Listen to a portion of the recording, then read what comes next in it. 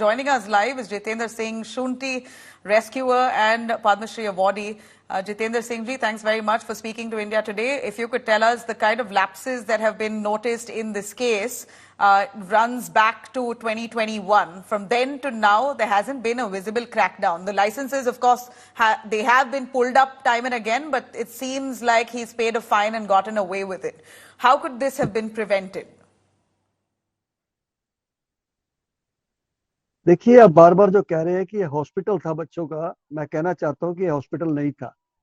ये सिर्फ और सिर्फ उन छोटे बच्चों को जो प्री थोड़ा पहले डिलीवरी से हो जाते हैं, उनको सुरक्षा नहीं मिलती है, उसको रखने के लिए एक नर्सिंग होम टाइप था। नर्सिंग कह सकते हैं इसको आप, primary nursery just like a. 12 bed थे कुल उसमें।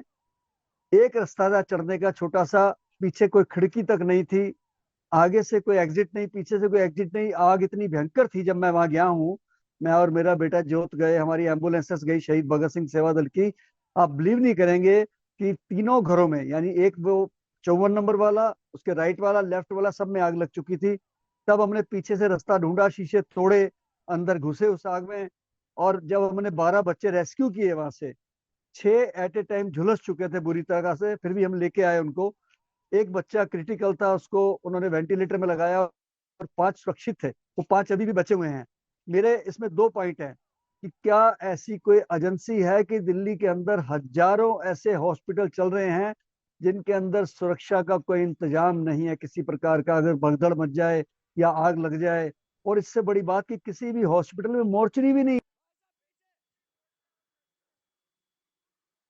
इंतजामी। राष्ट्रीय राजधानी दिल्ली में है, तो जरा सोचिए बाहर कितना बुरा हाल होगा।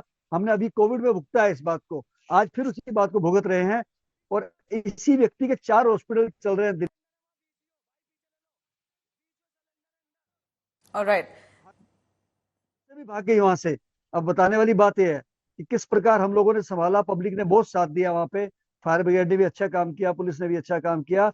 लेकिन जो बद इंतजामी थी उस हॉस्पिटल की, और सबसे बड़ी बात की वहां पे ऑक्सीजन को बेचा जाता था, आदान प्रदान किया जाता था। रोज ट्रक आते थे वहां पे, कोई सेठ ऑक्सीजन कंपनी की तरफ से। इसमें मैं एक बात कोट करना चाहता हूँ कि जो हमारे घर का सिलेंडर होता है उसका प्रेशर मात्र 1.5 से 2 किलो होता है। उनका प्रेशर 150 किलो का था। ये मैं आपको जो फैक्ट बता रहा हूँ, 150 किलो एक सिलेंडर का प्रेशर। जिस तरीके से बॉम्ब की तरह फटे हैं, उन्होंने आरडीएक्स का काम किया है। Jitendra Singh Shanti, who is still with us, he's a rescuer. He's been looking at this case very closely. Sir, please elaborate for us. यहाँ पर जो हॉस्पिटल है, वो आप बोल रहे हैं कि हॉस्पिटल ही नहीं है, वो बेबी केयर सेंटर है, मगर ये मेडिकल प्रोसेस, एक मेडिकल ट्रीटमेंट दे रहे थे, वहां पर डॉक्टर्स भी है, वो क्वालिफाइड नहीं थे, बोल रहे हैं।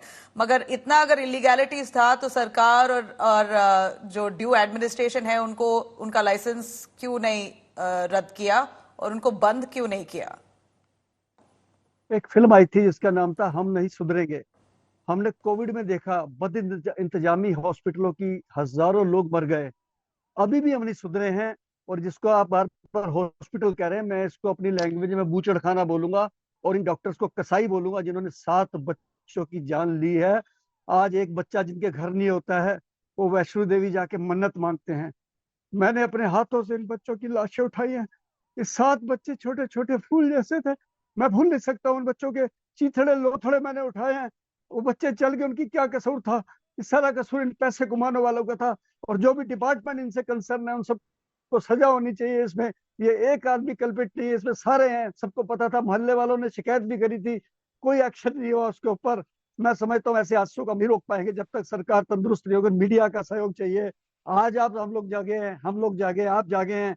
हमें रेगुलर आवाज उठानी पड़ेगी, ऐसे बूचड़ खाने बंद किए जाएं दिल्ली के अंदर।